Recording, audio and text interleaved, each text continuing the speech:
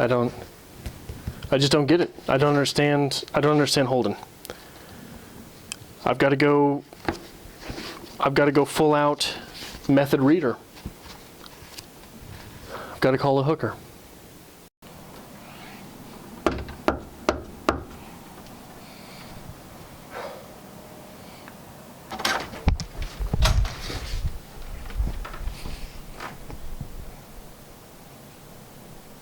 You order a hooker?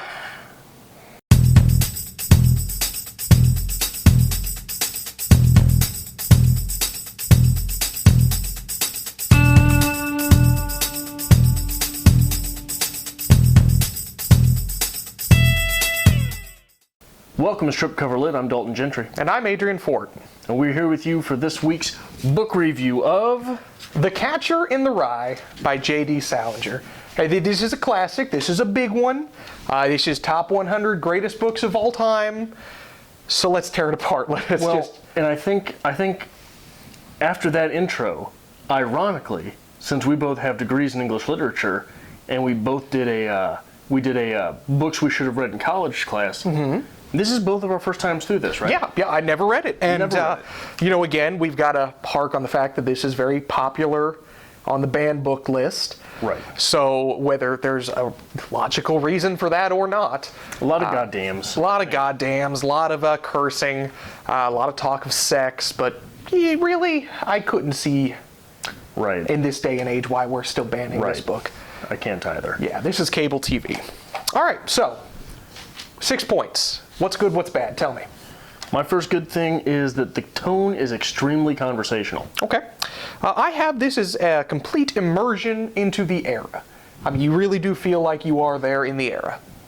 You won't forget Holden once you've read this book. I would like to hope I could, but I'm going to try. I'm going to keep trying.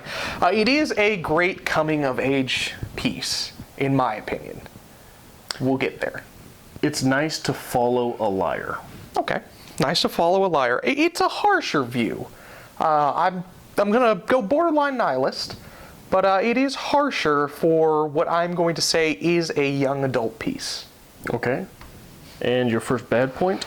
If I have to read the word old one more time, or any repeated language, the goddams, any talk, flitty, Salinger just has a book of words, and when he runs out of something, he just pulls one out. He's like, all right, we're using this one again. So, this book is boring at times. Okay. There's about 70 pages in the middle that I couldn't really get into. And I could agree with you on that with my next point, that it feels like this is mid-paced, if that makes sense. There's no high points, there's no low points, it's just monotone. It's there. Along those lines, I feel like if you aren't searching for meaning in the book, you won't ever get there. Okay. My final point is more of a writer's point, but it seems like the author tends to ramble. There are pages in here where the paragraph goes on for 6 pages. That's a little exaggerating, but not close. Well, the longest I found was a 96-line paragraph, which is like insane. 2 2/3 pages. That's insane. Yeah. So that strikes me as off-putting. So, my final negative was that this is sort of the anti-coming-of-age story, right? Okay. He goes through all the steps, but never gets anywhere. Oh, see, that just makes it darker. That just makes it more harsh and realistic, because do you really ever figure anything out, or is it just the same shitstorm that you're going to keep on faring through? I think you do, though. I think you do. Did you have a favorite quote? I do have a favorite quote. I'm going to have to steal this copy here, if you don't mind. I have a couple, actually.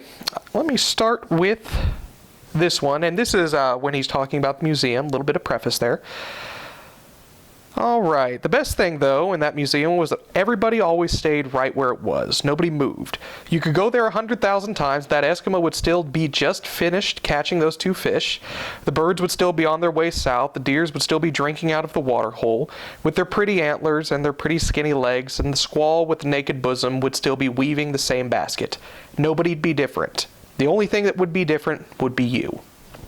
Okay. I like that. That is quintessential coming-of-age piece right there. Right.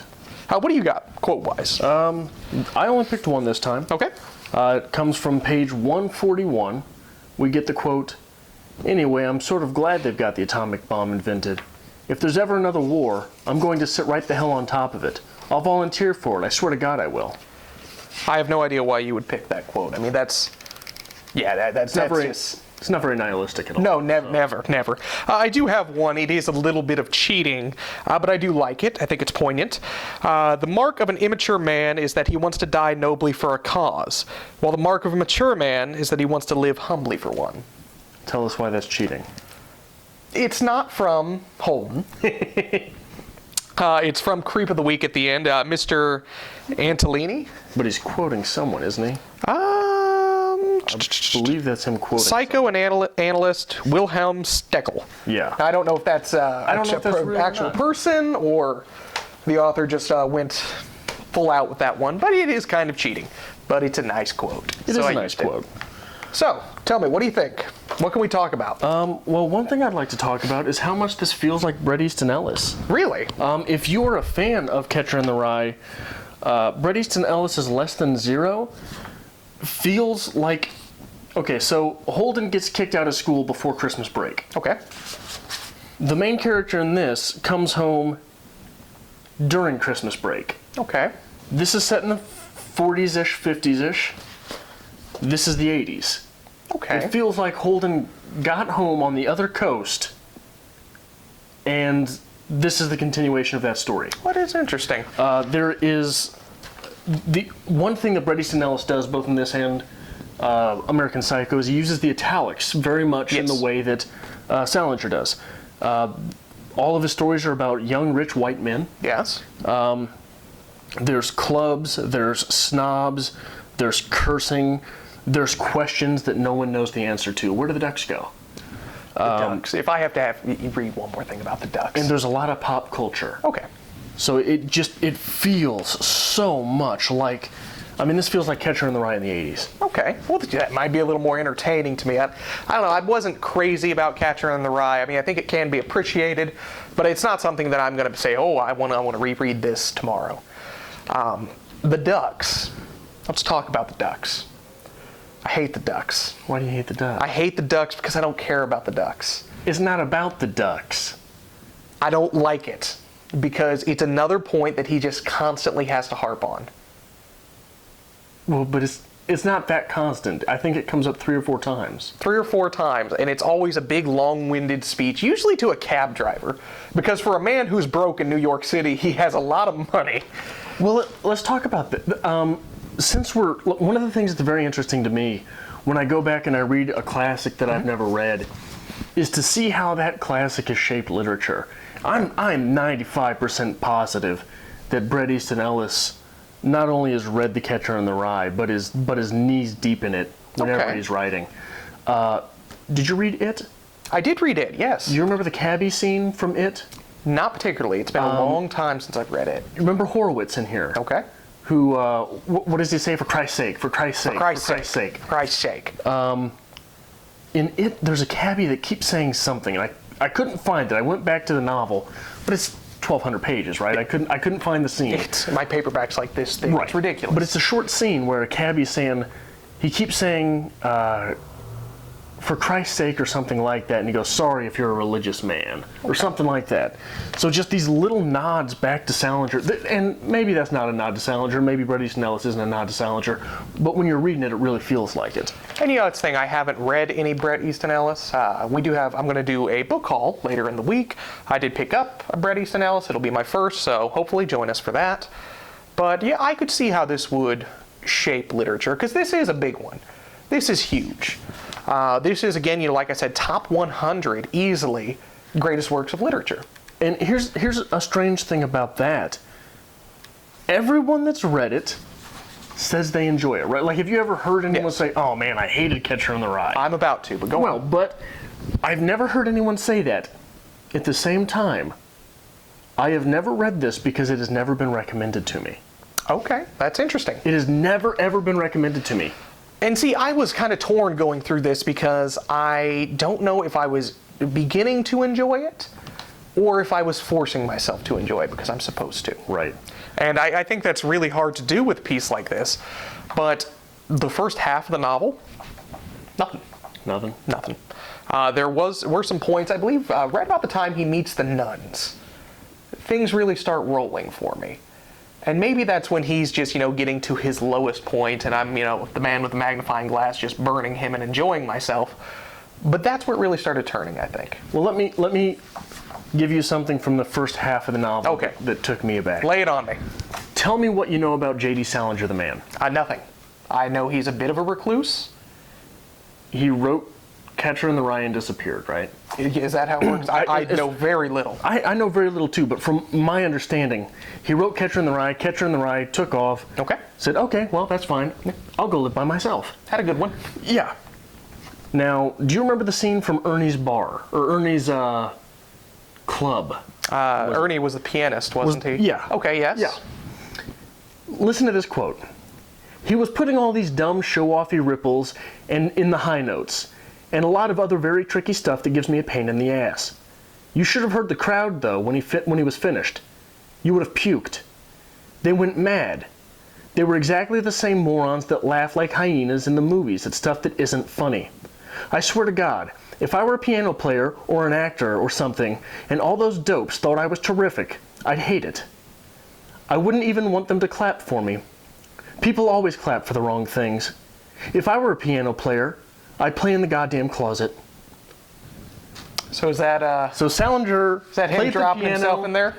and then went and lived in the closet. He lived in the closet. Okay. So let's take that a step further. All right, carry on. He's at Ernie's club, right? All right. Ernie's the piano player. Okay. Everybody loves Ernie. Yes. What might Ernie be short for? I don't know. Ernest? Oh, that's just evil. Why would you do something like that? Because he later in this novel makes a reference He does reference Hemingway. to Hemingway. But does. what Hemingway piece is it? A Farewell to Arms. Yes. An early Hemingway piece. Yes. Before Hemingway was so full of himself that he Oh. showed off in all of his work. Well, look at that, Salinger. Look at that. Are we Page reading? 84. Okay. That's page 84.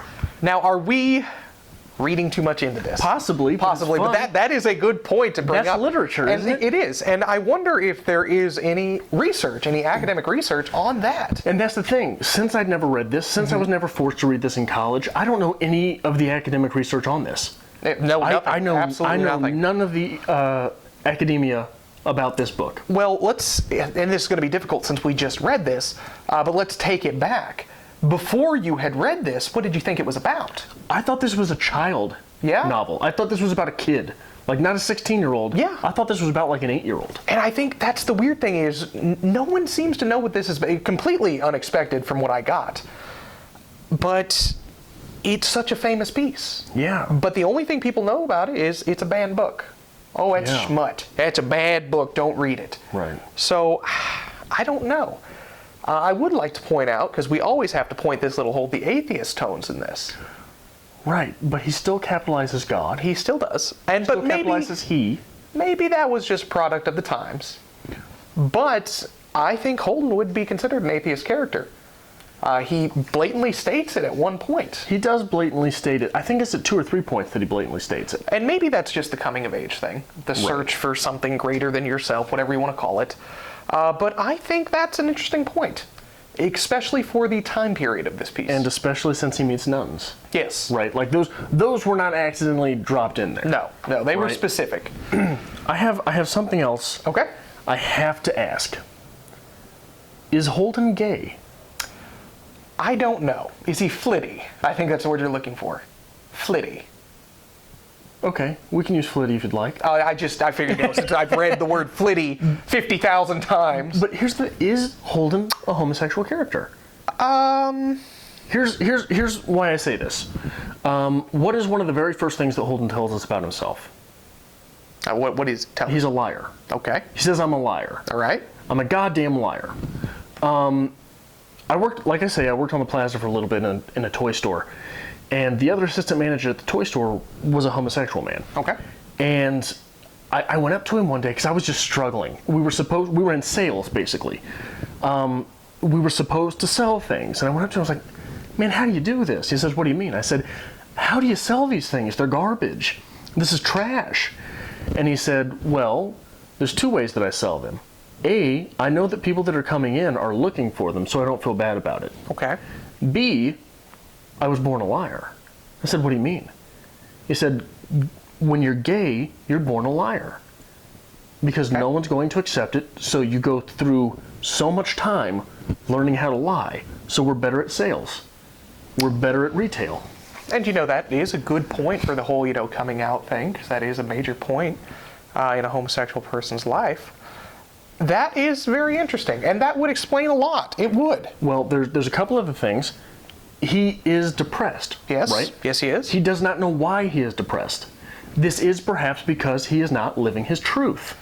And, right? Maybe this is the point where he is trying to discover himself, because he does meet with the prostitute, refuses to do anything sexual with her, just wants to speak with her. But it's not just the prostitute. It's not just the prostitute. I mean, you could take Mr. Antolini when he's... Right, well, I'll get there. Okay, I'm just one second. Trying to tie all these together now. Right. Okay. Every time he is with a girl, Yes. a woman, Yes. what does he do? He kind of blows it. He blows it. He does. And he does not feel sorrowful afterwards. And he does not. It's like, okay, well, that didn't work. I think her name's Sally. Yeah. When he first just destroys her, Right. which is beautiful. He actually, I think, points out, he's like, I don't get it. I don't understand why. So that is interesting. So he seems to get along better with the women, doesn't he? He does. He at least has that initial contact with them that is peaceful. Every man he meets in the novel, He has something issues blows with up. men. Right. Almost immediately. Right. All of the cab drivers, boom, immediate. Yes. Whether he likes them or not, he does not fit in. Now, finally, the thing with Mr. Antolini, he says that happened to him at least 20 times in his life, didn't he? I think so. Some where there was some type of pervert trying to get one over on him. And he's big on perverts trying to do things. Right. Might this harken back to the old saying that people who are gay are always the last to know? Perhaps. Right? Perhaps. Because 20 seems like an awful lot. Yeah. Even if he is exaggerating. And the thing with Mr. Antolini is that seems to be, he's constantly talking about sex in the novel. Right. And this person's with this person, and I'm a virgin, and this and that. I really am. But Yeah. it seems like the first vague hint of sexual contact, and we could sit here and argue whether it was considered sexual contact or not, the petting of his head, it freaks him out. And He loses it. And that is the first time. I mean, this is more than just Holden we've seen before. This is where he loses it.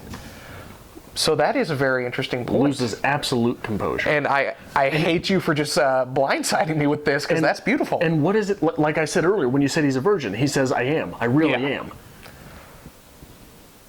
I really am. And, well, damn. And how much time has he spent just with other boys? You have a point. Right? You do have a point. That is interesting. And it seems like, what's his name? Old Stratladder. Yeah. He hates him. He gets in a confrontation with him. He gets in a fight with him. But it's because how he treats women. Right. So maybe that is just adding more to it. I hate you. I hate you so much. It really struck me, the things with this novel, because it's not overt. No, it is. Like I said, I read the novel right alongside with you, and I, never really had that thought. But once you lay the pieces out, yeah, I can see it. It makes sense. I think it makes a lot of sense. And, again, I'm going to call this a coming-of-age novel. We'll disagree with that. But that's what it is. He's trying to find himself. Excuse me. Maybe he's trying to find more than we are given. Maybe he's trying to find something he doesn't know he's trying to find. And if we look at the time period of this piece, it would be even more difficult for him to come to terms with this. Not only that, it would be difficult for him to know what was going on, because there were not gays just out there. No, right? no. You didn't have any gay friends. You didn't have any gay uncles. No one was out. And I think that it just adds more to it. God, everything just adds more. Is his fascination with the innocence of youth. Right. His sister, and the name has left me, unfortunately. He is very protective over her. And the whole scene with the carousel, and the whole scene with him, speaking about him wanting to basically be a protector of this person, is maybe he has an internal struggle and he's trying to keep the innocence away from Right. Phoebe's his sister. Phoebe, there you go. But listen to this. Okay. And I don't know if the terminology was the same in the 40s and 50s. Okay. So maybe this is me reading our generation, our era into the novel. We're not that But old. Check this out. There was a little kid standing next to me with a cowboy hat on practically over his ears. And he kept telling his father, "Make him come out, Daddy. Make him come out." There you go. Now they're talking in the zoo about, I believe it was a bear. A sea lion, was it? Something like Maybe, that. there you go. I mean, that's stretching it. That is. Or is it? I don't know. I don't know if it gets more blatant than that. What's the ultimate man's man back in the 50s? It's cowboy. It's a cowboy. It's You're damn the right it is. Quintessential John Wayne. So it's a little boy with a cowboy hat on standing next to me screaming, "Make him come out, Daddy. Make him come out." And doesn't he kind of lose it at that point, too? This is when he's... I don't think so. This No? is when he's trying to come get Phoebe to fall Okay, in this is again. towards... Okay, yes. But what is that?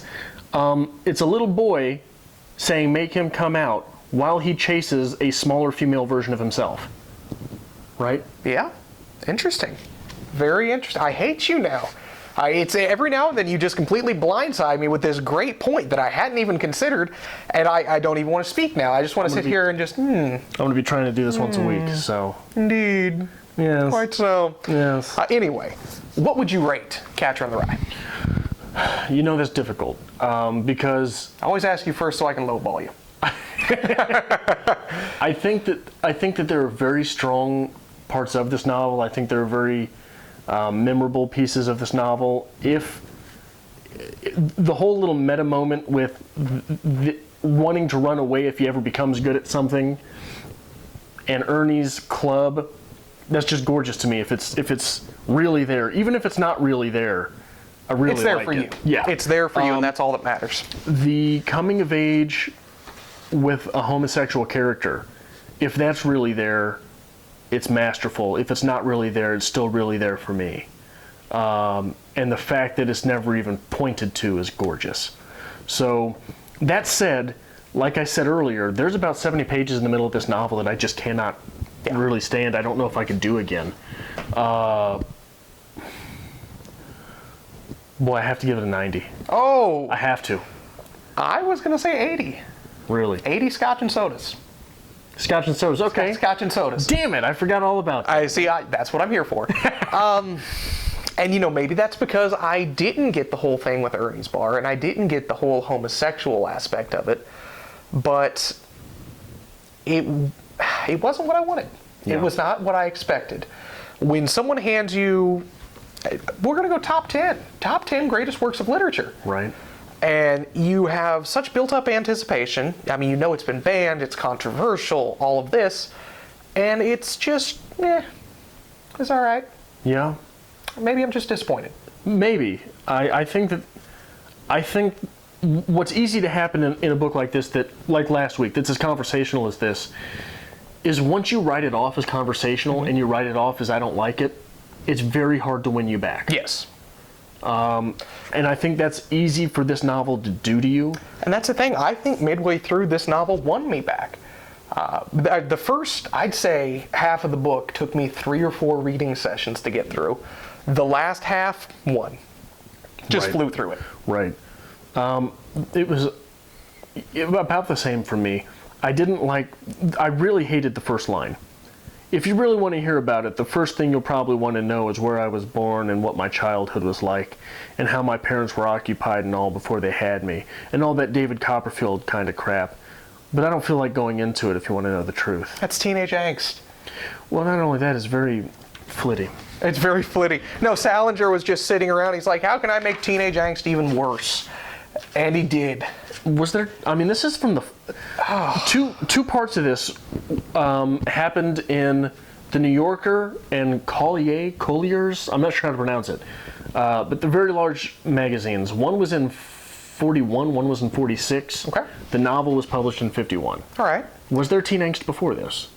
Maybe not. Maybe we are reading the first young adult literature. Maybe in our efforts to avoid young adult literature and not talk about it on BookTube, maybe we have just started it. We backed into I don't know. It wasn't what I expected. I don't know. Maybe it's been a rough couple weeks for me. Every book we've come across, I'm like, no, didn't like it. No. When it's Adrian talking you into liking it, there's probably something wrong. Maybe I'm just, backing myself into a corner. I'm like, I'm not gonna listen to him. I'm gonna pull me out, Adrian. Get me out of this. Come out. Make him come out, Daddy. Oh, that's funny.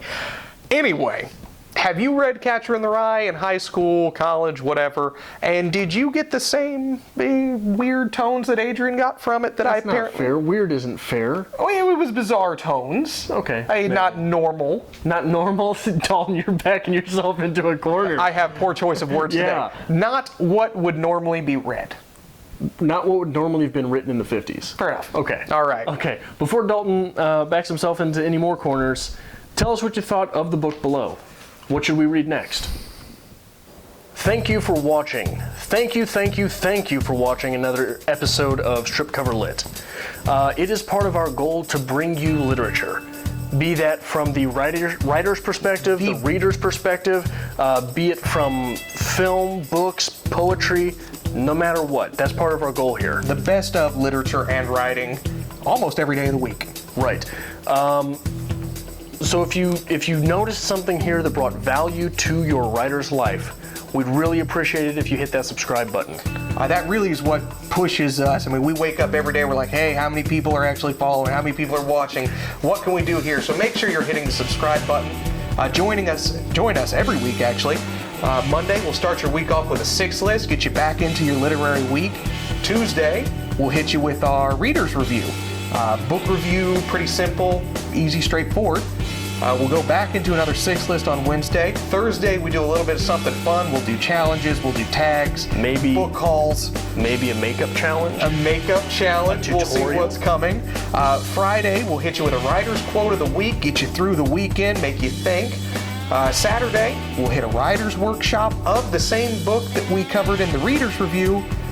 And Sunday, we'll try to get our normal lives back in order to come right back on Monday. So make sure not only that you hit the subscribe button, but that you follow us on Twitter at @StrippedCoverLit, @StrippedCover. @StrippedCover on Twitter. Because on Facebook, we're @StrippedCoverLit. And on Instagram, we are... On Instagram, we are @StrippedCoverLit. I don't have the internet. I know you don't. Make sure you hit that subscribe button, guys, and we'll see you next time.